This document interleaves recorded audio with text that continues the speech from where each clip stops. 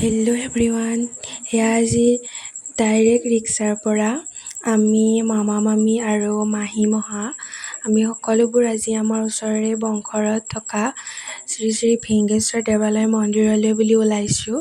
যিহেতু আৰু স্কুল খুলিবই সকলোৰে, তো এয়া আজি লাষ্ট গৰমৰ বন্ধ বুলি তো এয়া মন্দিৰ আহি পালোঁ। আহি পাই আমি ধূপ চাকিবোৰ লৈ ল'লোঁ।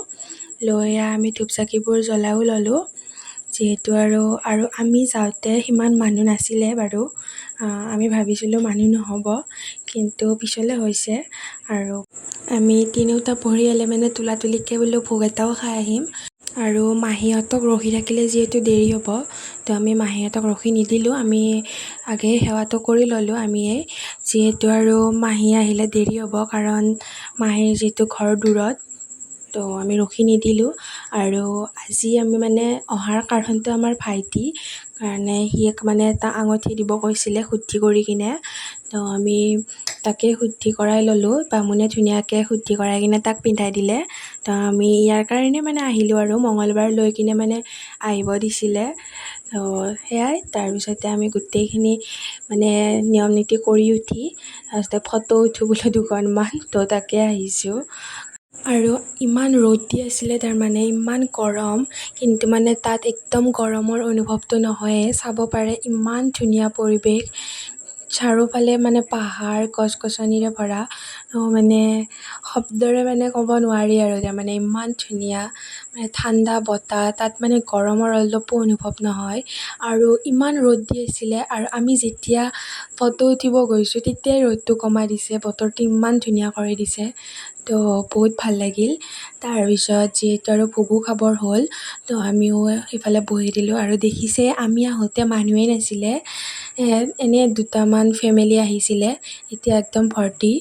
আৰু তাৰপিছত দবাও কোবালে, তাৰপিছতে আমি সকলোৱে সেনেকৈ সেৱাটো কৰি ল'লোঁ। তাৰপিছতে ভাত আহি পালে, আৰু সেইফালে মাহীহঁতো আহি পালে এতিয়াহে। তো সেয়াই একেলগে ভাতটো খাই ল'লোঁ। আৰু দেখিছে নাই, চালাড কটাৰ জোৰত কটাই নগ'ল, তো সেয়াই সিহঁতে মানে মোক দি আছিলে খোৱা বুলি, তো তাকে। তাৰপিছতে আমি ভোগ চোগ খাই উঠি তাৰপিছতে আমি আকৌ গ'লোঁ অলপমান মানে বতাহ খাব।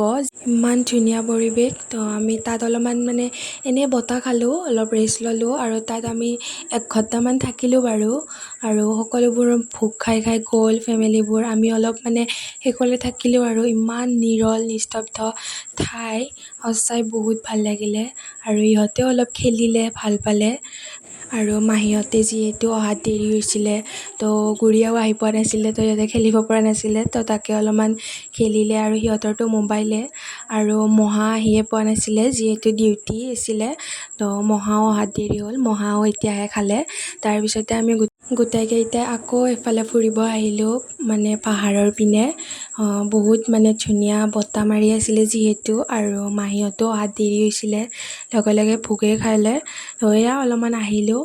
আৰু সঁচাই কৈছোঁ, আমাৰ এইফালে ইমান গৰম, আৰু তাত গৈ সঁচাই বহুত শান্তি।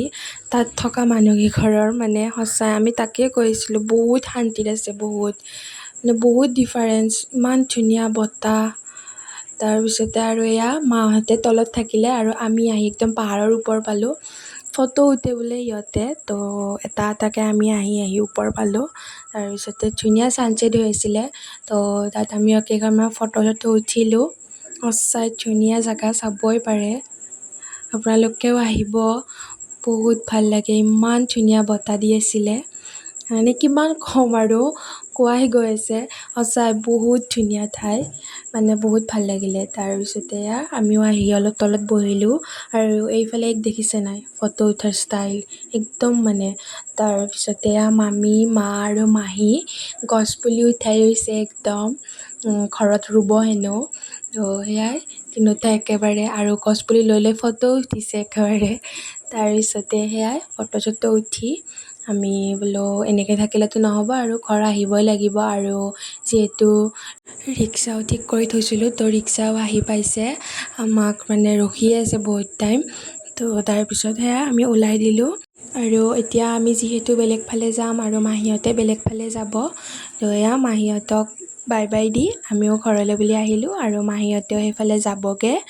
আৰু আজিৰ ভিডিঅ'টো ইমানেই আছিল। যদি ভাল পালে লাইক এটা কৰি দিব, শ্বেয়াৰ কৰি দিব আৰু কমেণ্ট এটা কৰি দিব। আজিলৈ বাই বাই।